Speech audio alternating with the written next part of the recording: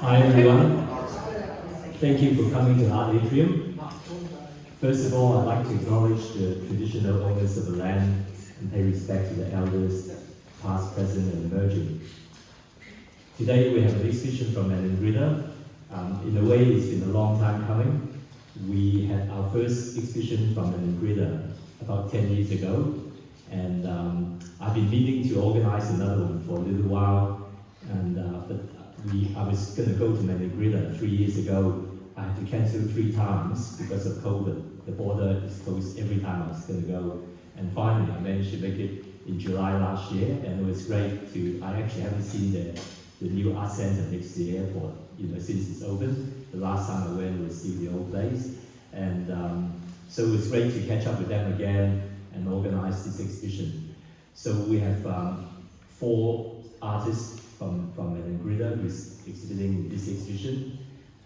There's Ivan Namriki, and then there's Keenan Namanja, Samson Bronson, and also Lina Yarakua. They're 4 of the top artists in Maningrida, and this series of work is all about sort of more than sculptural works, 3-dimensional sculptural works. So it's, the exhibition is called Spiritual Beings. The title actually, basically come from Jenny. She thought that would be the most appropriate title to call it. Jenny Isaacs is a good friend of mine.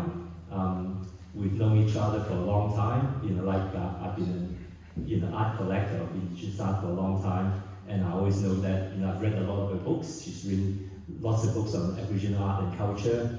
In fact, I think the time before I even opened my gallery in 2009, she was going to TV Island. She was in the process of writing her definitive book on TV art and culture, and I was very fortunate that she asked whether I wanted to come along. I thought, of course, what an opportunity. So I went along, and it was a fantastic trip. We went to the various art centers, talked to the artists, and so on. And if you haven't read her book on TV, you have to read it. Although I think it's probably out of print and sold out. But it's still available in various places, in libraries and so on.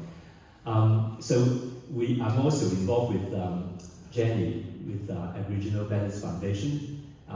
It's basically an organization, not-for-profit organization, that provides funding to various Aboriginal communities. They apply for grants from us, and we provide them with funding to do their various projects. Jenny's been there from the start, and she's currently the chair of the foundation. And I think later on in the year, we're going to start again. Obviously, over the last 3 years, we couldn't do anything like as far as fundraising events go, but later on in the year, we're going to start looking at doing that. So keep that in mind. When I approach you, you should all come along and support it. But I'd like you all to welcome Jennifer Isaacs.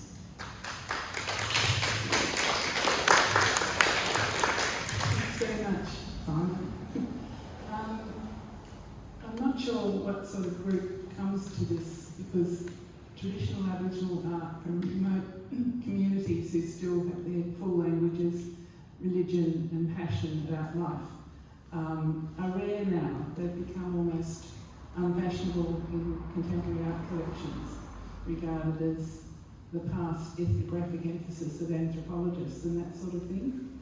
So for me, having been involved now for 50 years, you'll work out what I'm older than, which decade I'm in from that.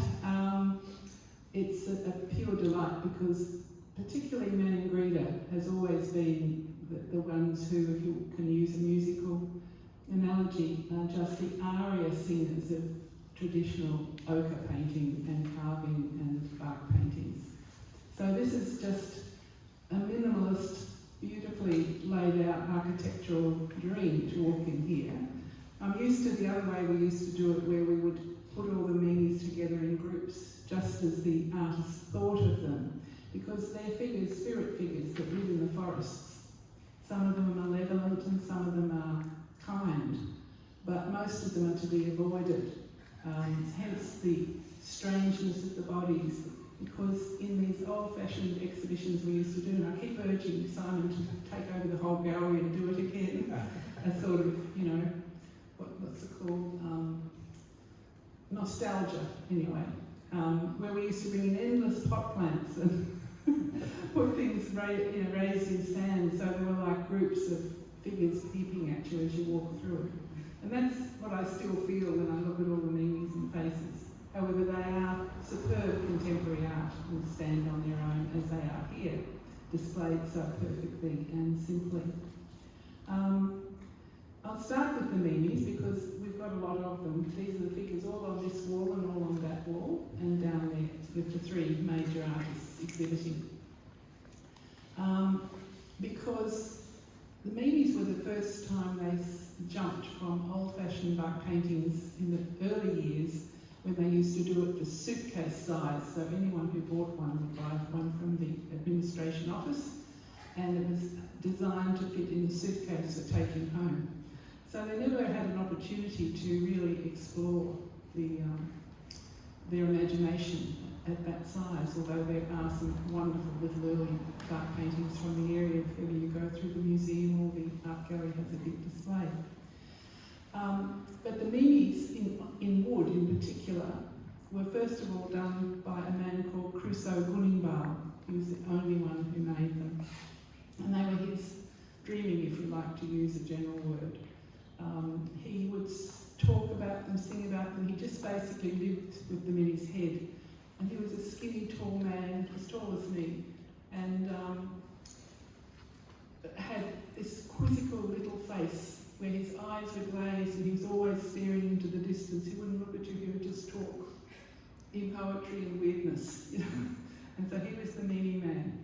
He, along with another man called Maningrida, were the big figures in the genealogy of art in Maningrida today. So from Crusoe Gunningbal came another man, Crusoe Kuradal, who is the father of the gentleman over the back there, Bonson, yes, who's known for his exquisite miniature dotting. How he does it, I don't know. It could be spattered through a colander for all I know, but they are very symmetrical, so I doubt it. Anyway, that is also very much in favour because Owen Yellinger was the first to invent that look, and he did faces exactly like that. And instead of dotting them, he used to do little tiny V's with some dots, and that was representing fish scales, because this particular type of meme is also associated with mermaids that live in a lagoon. So they're often wavy. If you look at the form of the left-hand one, that signifies to me that it might be representing one of the what's called York, the female spirits of the lagoon. You can never really determine that unless the artist has told you, because you can go terribly wrong just in your own imagination. Now, all the work at the back and on the tables is done by the most prominent art made by Lena Yarinkura, who jumped convention. She was a basket weaver, and for several decades the women were really left behind unless they took up bark painting, and that was usually helping their husbands. But in her case, she worked out a way to basically switch genre and using basketry stitching, and stitching particularly on, say, the star, the morning star, which was once used to make nets for fishing, stiff nets that would, you know, hold the tide and that sort of thing. Whereas the basket made with pandanus was much tighter weave, because it had to be tight enough to even, some of them were even tight enough to hold bush honey. I spent a long time working with all the women of Arnhem Land, and I've written a lot about the weaving, but this is such a new thing. I just personally hope that everyone doesn't start making carvings and sculptures, because I do love the formal beauty of elegant, useful basketry made in Arnhem Land. The two works on the tables there are by Lena as well, and they're sort of more imaginative. I was telling Simon I'd only seen a photograph of them, and they're very different, very different. And I thought, well, the title is Shark, and so I sent them quickly, texted my brother Julian Pepperell, who's a top fish biologist, and said, are these right way up or upside down? Because Simon said he had concerns about how to display them. And he replied and said, no, they're resting on the floor of the ocean. That's what sharks do. So I was allowed to say that. Perhaps the star of today, in a way, is the young man who's made these works here. Is that right? Keenan. His genealogy goes back to Marawanga, the second of the two generational leaders of the genealogy. And he obviously has still followed and learnt from that code that is there in every art book you might pick up. There's added to that, it's not only Marawanga I can see, but I can see Mohenjol as well. The influence of Mohenjol was huge in Maningrida because of all the artists, he became like an international star. Many of you here will know, and others won't, that he was chosen to go over to Paris and became one of the main contemporary artists of anywhere in the world, asked to decorate a large part by hand, which ended up being a ceiling. So if you can imagine this type of minute painting being done on your back like Michelangelo on a ceiling in what was a new building for the Louvre. I've forgotten the name, Centre, Musée Bromley, yeah, Brownlee. And he came back a wreck, you know, he was utterly exhausted, but they got the most incredible work of art. That influenced everyone else because, of course, his prices went bananas, and a major painting by him was up to $20,000, $30,000, $40,000. So this is a protege, the grandson of Marawanga, who was equal to Mohenjol, but older, put it that way. What else do we need to talk about? Simon? Probably the most senior person here did these meanings. Now these are the most expressive of the works, the ones I probably like best, personally, because of the wonky legs, the movement, the use of the natural form in trees to imagine the meaning, but turn it upside down and then you've got the head and the branches coming off it. I used to write about the Aboriginal men I often was bush with. I like to watch the eyes and see what happened before they chose a piece of wood or cut a tree down. And in every case, when you eventually see the work coming, you have no idea that that's what they would do.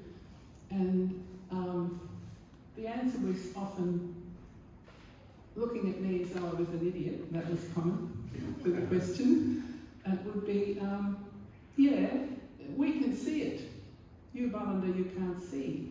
I saw him in the tree. You know, so in other words, the form of the branch or the way it connected and everything is already there in it, and all he does is bring it out and let it speak.